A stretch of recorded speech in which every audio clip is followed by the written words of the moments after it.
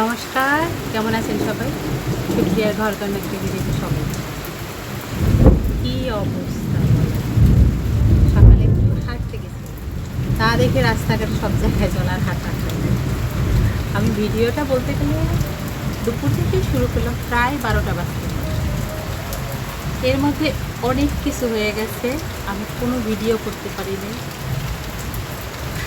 আমি এর ভিতরে ঢাকাতে এভার কেয়ার হসপিটালে অ্যাডমিটও হইলাম, ওখান থেকে বাড়ি আসছি, একটু ভালো আছি এখন। খুবই সিরিয়াসনেস হয়ে গেছিলো, সেজন্য এবার কেয়ারে ভর্তি হয়েছে। ওখানে আমার পরিচিত লোকজন আছে, তাই জন্য। যাই হোক, কী বৃষ্টি! সেই যে ঢাকায় যে গেছি সেই সময় থেকে বৃষ্টি বৃষ্টি আর বৃষ্টি, বাড়ির অবস্থা খুব খারাপ। আমার কথা এখনও কানে বাজতেছে। ডক্টর বলছে একটু রেস্ট নেন, তাহলে ঠিক হবে। যাই হোক, ওই আশাতেই আছি। আপনাদের কী খবর বলেন? অনেকের সাথেই কথাবার্তা হয় না। যারা খুব কাছের, যারা আমাকে খুব আপন মনে করে, ছোটো বোন মনে করে, তারা দুই একজন অবশ্যই আমার খোঁজ নিয়েছে যে কী খবর, আমি কোথায় আছি। আমিও তাদেরকে জানাইছি যতটা পারছি। একবার ভাবছিলাম যে ইউটিউবে একটা স্টোরি দেব, যাতে সবাই বুঝে যে না, আমি সমস্যার মধ্যে আছি। আমার সেই শক্তিটাও জীবন। যাই হোক, এখন অনেকটা ভালো আছি। কী পরিমাণে বৃষ্টি হচ্ছে, আর বৃষ্টি মানেই বজ্রপাত। আর বাড়ি এসে দেখে আমাদের টিভিটা নষ্ট হয়ে গেছে বজ্রপাতের কারণে। পাশের বাড়ি ওদেরও টিভি নষ্ট হয়ে গেছে, ফ্যান নষ্ট হয়ে গেছে।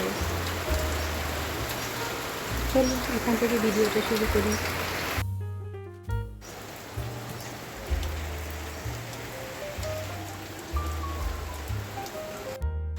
যত ঋতু আছে এর মধ্যে আমি বর্ষার সময়টা বেশি পছন্দ, কারণ বর্ষাটা আমার খুবই পছন্দ।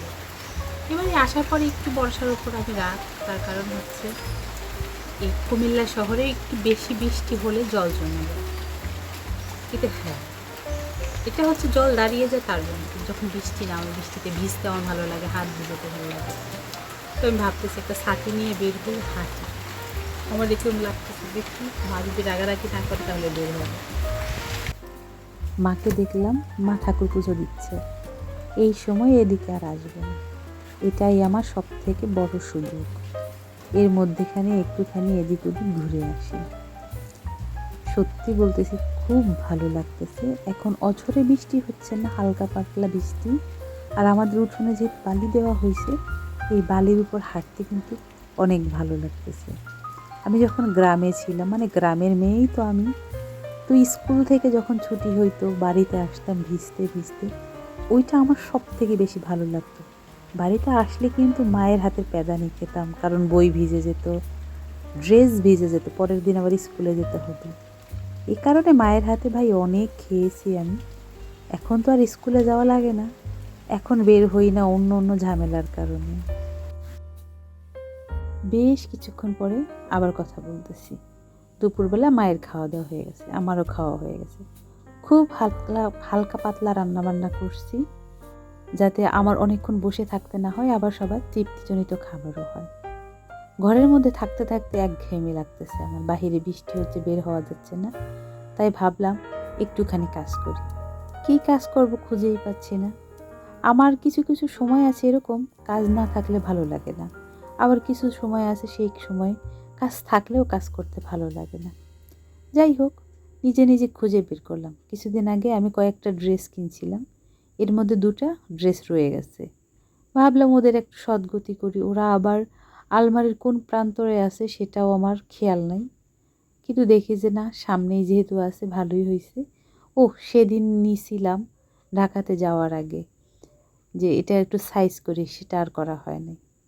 আমি ঢাকাতে গত 27 তারিখে এডমিট হয়েছিলাম। 27 তারিখ সকালবেলা গেছি, আর সকাল 10টা সাড়ে 10টার দিকে হসপিটালে এডমিট হয়ে গেছি। এরপর একটা প্রসেসিং ছিল, সেই সব শেষ করে যাই হোক মোটামুটি এখন সুস্থ আছি। অনেকেই আমাকে মেসেজ করছে যে কী অবস্থা, ভিডিও আসতেছে না কেন, কোনো খবর নেই। ওদেরকে আমি চেষ্টা করছি জানাতে।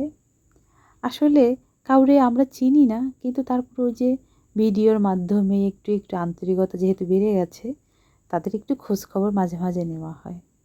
জামা 2টা কেটে নিছি, আর একটা পেটিকোটের কাপড় ছিল, সেটাও সাইজ করে ফেললাম। কাটা না হলে কিন্তু বানানো হয় না। অনেক কাপড় এভাবে আমার পড়ে আছে, কবে বানাবো কে জানে। এর মাঝখানেই স্যারে চলে আসছে।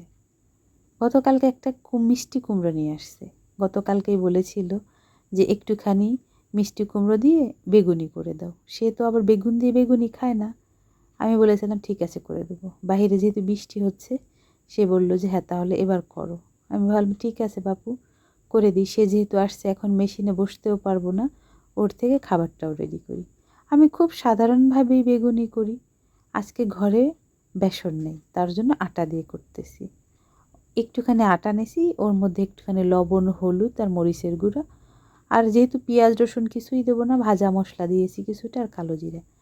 জল দিয়ে একটুখানি ভারী ব্যাটার করে নিছি। আর কুমড়োটাকে আমি পাতলা পাতলা করে কেটে নিছি।